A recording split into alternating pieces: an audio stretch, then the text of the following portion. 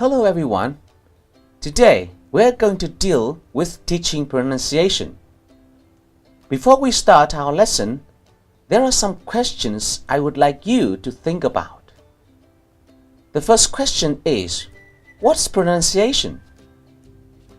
Actually, there are different definitions related to pronunciation.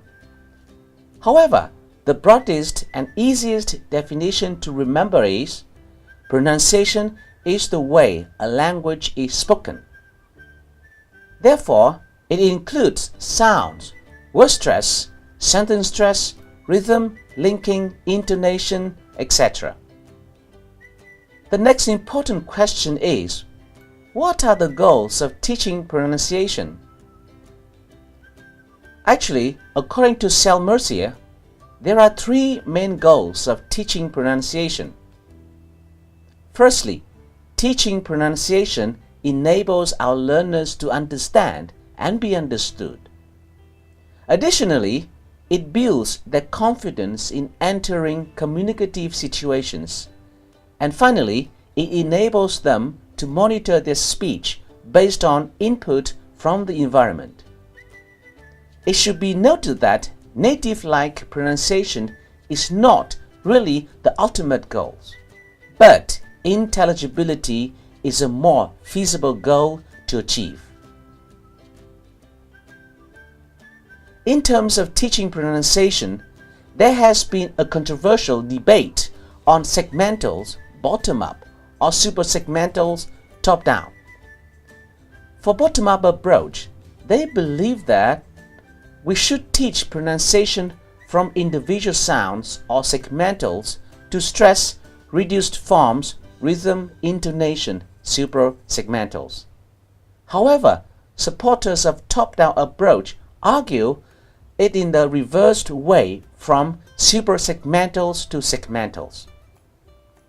Pronunciation has emerged from the segmental, suprasegmental debate to a more balanced view, which identifies features which contribute most to lack of intelligibility in communication. Now, let's talk about the principles of teaching pronunciation. There are some important principles we should keep in mind. Number 1. Foster intelligibility during spontaneous speech. Remember, not native-like pronunciation, rather than intelligibility. Number 2. Keep affective considerations firmly in mind. When you teach pronunciation, take your students' feelings into considerations. Don't make them lose their face. Number 3. Avoid the teaching of individual sounds in isolation. We should teach sounds in words, in phrases, sentences, and in communicative situations. Number 4. Provide feedback on learner progress. Learners will really appreciate your help if you can show them what is good and what needs improvement in their pronunciation and how to improve their pronunciation. Number 5. Realize that ultimately it is the learner who is in control of changes in pronunciation. Remember, teachers only show them the way to improve their pronunciation. The rest is the student's job. The next issue is when to teach pronunciation. We can teach a whole lesson on pronunciation, though it would be difficult to spend a whole class period working on one or two sounds.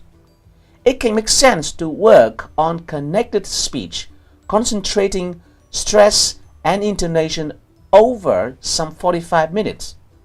However, making pronunciation the main focus of a lesson does not mean that every minute of that lesson has to be spent on pronunciation work.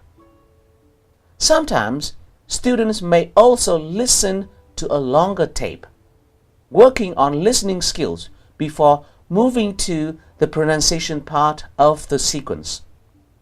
Sometimes students may work on aspects of vocabulary before going on to work on word stress, sounds, and spelling.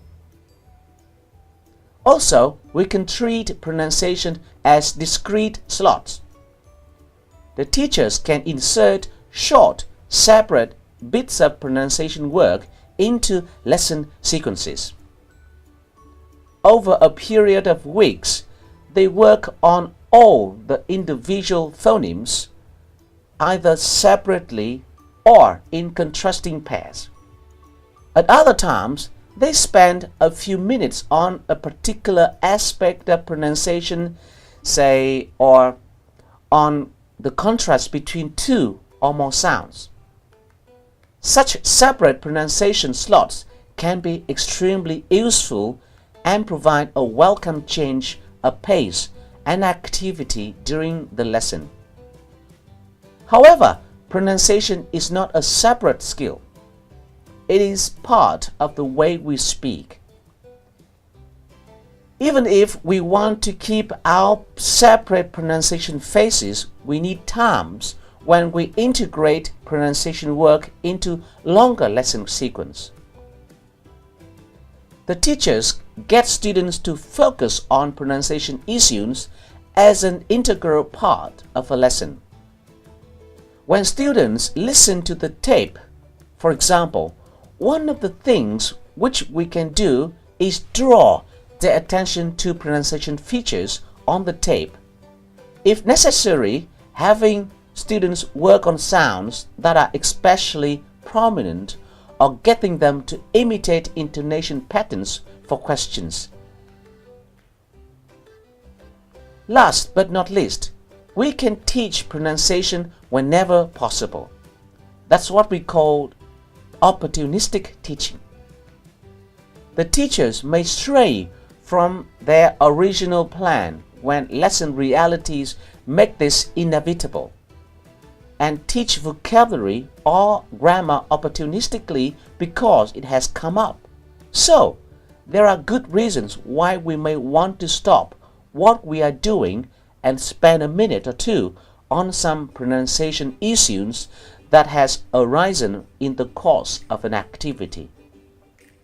A lot will depend on what kind of activity the students are involved in, since we will be reluctant to interrupt fluency work inappropriately, but to tackle a problem or the moment when it occurs can be a successful way of dealing with pronunciation.